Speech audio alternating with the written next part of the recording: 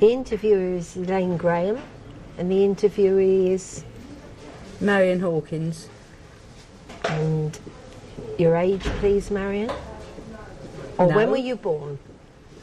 What year were you born, Marion? I don't know that I really want to join that. I get so fed up with everything on age lately, so I tend to ignore it. And what years are you talking about with your memories of the windmill?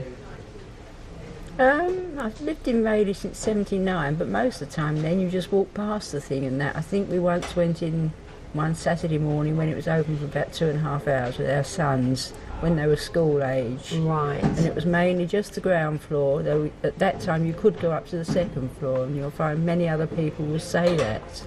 That you used to be able to go up to the second floor. Mm-hmm. Right, and what were your memories of the windmill? I don't know. You just used to walk past it. It was frustrating because the windows at that time had some kind of film over them and you couldn't look out of them at all, which is one of the best things that happened when it was refurbished and the windows all clear, and especially with the school children, but nearly everybody, the stairs and the windows are one of the main things, looking out and the different views. You can see the mount from the top.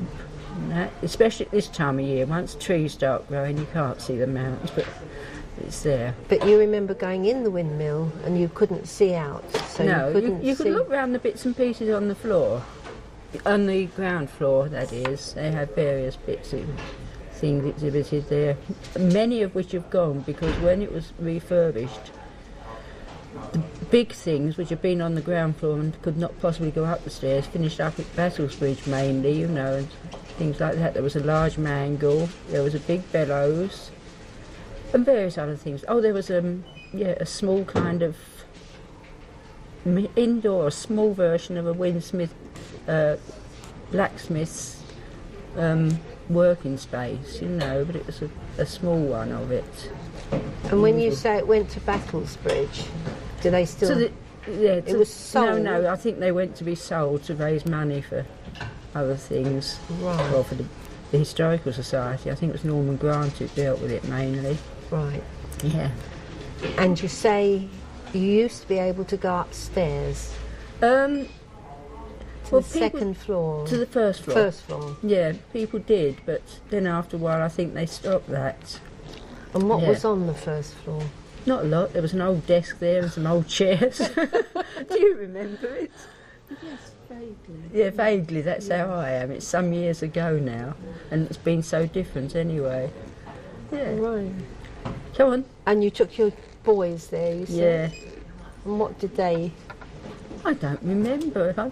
I've got 3 sons and we've done so many things. I can remember them playing on the mounts, which nearly all the local children did. And that, but I don't remember much else about it.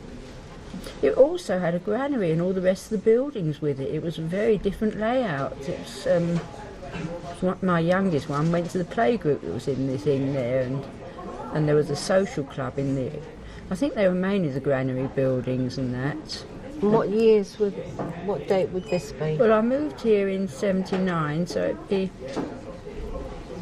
probably early 80s. Yeah. Early 80s. Yeah. Oh, that's good. She can start working my age out shortly. I won't do that. So, and... I only came to see how this was going on, not to get recorded. And what other memories do you have? You're talking about the change in the windmill. Yeah. You were involved in that? No, only when it got to refurbishment. But there's also, on the outside of the windmill, you had this little building, a brick thing, which, as I went and worked there, I realised was for providing the power once they stopped using the wind power, because you had a miller then who got beyond the age where he could actually cope with the sails. So I think it went kind of something like they did it with steam first, then diesel, and then electric, and then eventually knocked the whole thing off. But if you look round the side of it, you'll see the white bricks where it was. Yeah. Oh, right. And the playgroup, and that used to be in the outbuildings, did it? Well, they weren't outbuildings, they were actual buildings. Right. Yeah.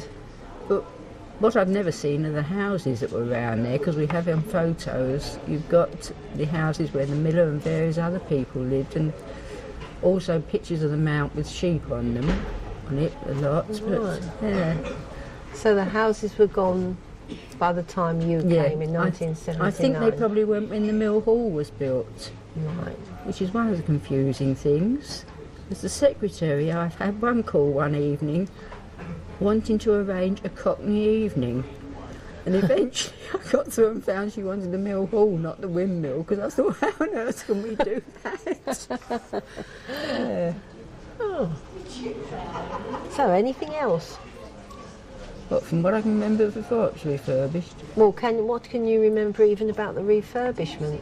I can remember that I went on the trip of a lifetime to Australia and was not able to help move any of the things out, which was great. Right. So everything was moved out? Yep. And where was it stored? In a garage in Eastwood Road that goes with the manse, one of the churches. I get mixed up with Methodist and Baptist, but I think it was the Methodist church.